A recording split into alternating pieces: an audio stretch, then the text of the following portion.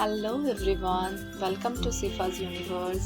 আজ আমি আপনাদের সাথে শেয়ার করতে চলেছি এক দারুণ স্পেশাল, চটপাটা এবং স্পাইসি মাটন বিরিয়ানির রেসিপি।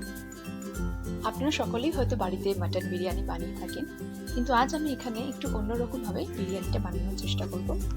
আমার দেখানো প্রত্যেকটা স্টেপ যদি আপনারা পারফেক্টলি ফলো করেন, তাহলেই আপনারা তৈরি করে নিতে পারবেন এক পারফেক্ট মাটন বিরিয়ানি।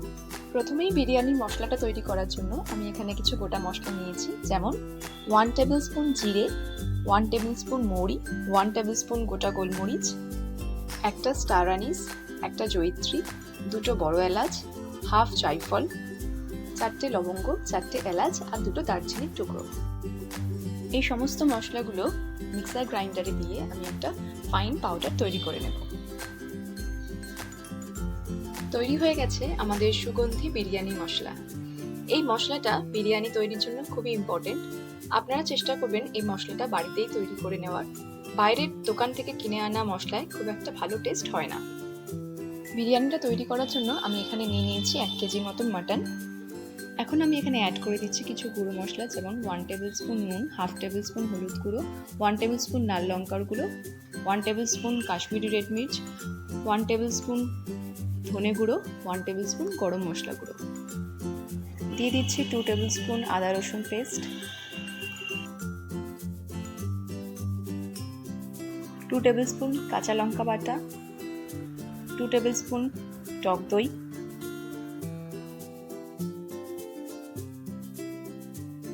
দিয়ে দিচ্ছি 2 টেবিল স্পুন মতন বিরিয়ানি মশলা, দিয়ে দিচ্ছি আগে থেকে তৈরি করে রাখা দুটো মিডিয়াম সাইজের পেঁয়াজের বেরেস্তা, দিয়ে দিচ্ছি কিছু কুচানো ধনেপাতা এবং পুদিনা পাতা। এই সমস্ত কিছুকে খুব ভালো করে মিশিয়ে নিয়ে আমি এটাকে 1 ঘন্টার মতন ম্যারিনেট করে রেখে দেবো।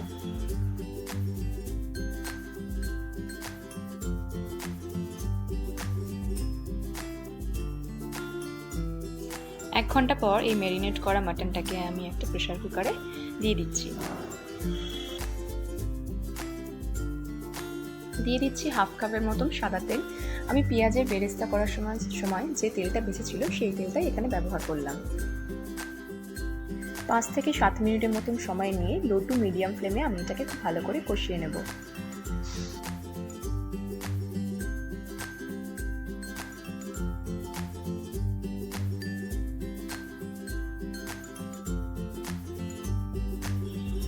প্রায় 5 থেকে 7 মিনিটের মতন সময় নিয়ে এটাকে ভালো করে কষিয়ে নিয়ে আমি এখানে দিয়ে দিচ্ছি 4 to 5 টেবিল স্পুনের মতন জল।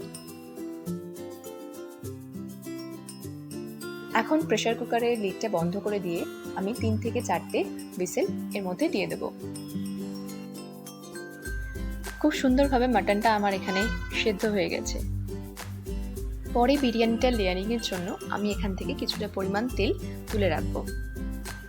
লেয়ারিংয়ের সময় আমি আলাদা করে কোনো রকম তেল বা ঘিয়ের ব্যবহার করব না, এই তেলটা দিয়েই আমি তখন লেয়ারিংটা করব।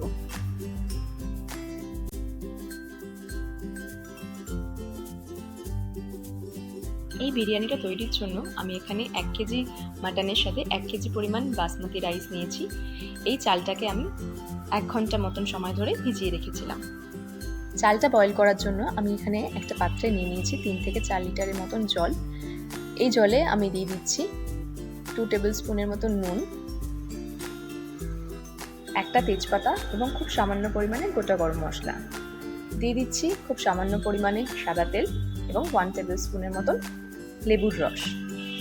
জলটা ভালো করে ফুটে গেলে আমি এখানে ভিজিয়ে রাখা চালটা অ্যাড করে দেব। চালটা আমি প্রায় 70% মতন কুক করে নেব। আর পরে লেয়ারিংয়ে দেওয়ার জন্য আমি এখানে 1 কাপের মতন জল তুলে রাখছি।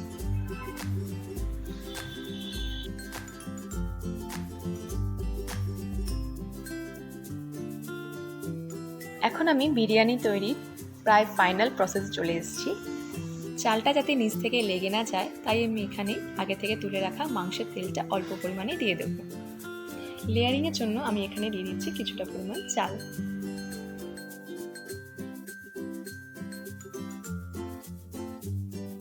চালটা দেওয়ার পর আমি এখানে প্রায় হাফের মতন মাটন দিয়ে দেবো।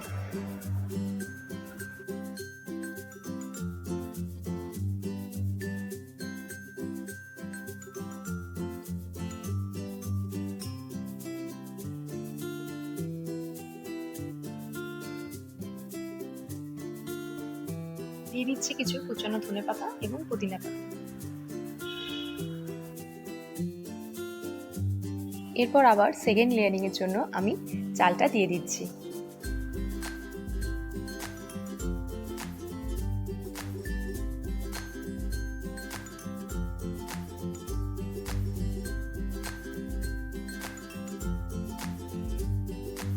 দিয়ে দিচ্ছি ফুড কালার এবং কেওড়া জলের একটা মিশ্রণ।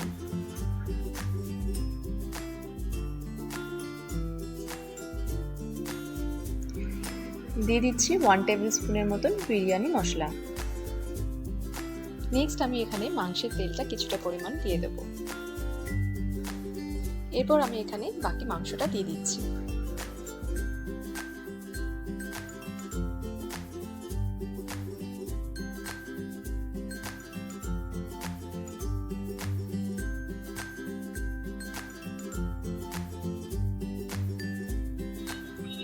এখন বিরিয়ানিটার থার্ড লেয়ারিং এর জন্য আমি বাকি চালটা দিয়ে দেব।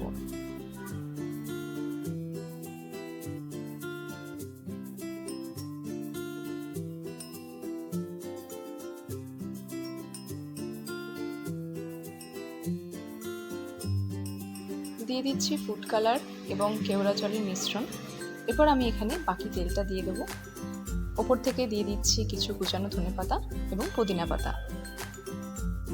চালটা সেদ্ধ করার সময় যে 1 কাপের মতন জলটা রেখেছিলাম সেই জলটাও আমি এখানে দিয়ে দেবো। ফাইনালি আমাদের লেয়ারিং এর প্রসেসটা কমপ্লিট হয়ে গেছে। এখন আমি এটাকে প্রায় 15 থেকে 20 মিনিটের মতন সময় নিয়ে লো ফ্লেমে এটাকে দমে রাখবো। প্রায় 20 মিনিট পর আমি বিরিয়ানির ঢাকনাটা খুলছি। তৈরি হয়ে গেছে আমাদের আজকের স্পেশাল মাটন বিরিয়ানির রেসিপি। বিরিয়ানির স্মেলটা একেবারে অসাধারণ হয়েছে। আপনারাও আর ওয়েট না করে বানিয়ে ফেলুন এই স্পেশাল মাটন বিরিয়ানি। চলুন এবার গরম গরম সার্ভ করে নিন। এই সমস্ত মেজারমেন্ট দিয়ে এখানে মোট 5 to 6 প্লেটের মতন বিরিয়ানি হয়েছে। বন্ধুরা, আজকের মতো এখানেই শেষ করছি। দেখা হবে অন্য আর একদিন অন্য আর এক রেসিপি নিয়ে। ভিডিওটা যদি তোমাদের ভালো লেগে থাকে তাহলে প্লিজ একটা লাইক, শেয়ার অ্যান্ড সাবস্ক্রাইব করে দিও। And always spread love and happiness. Thank you.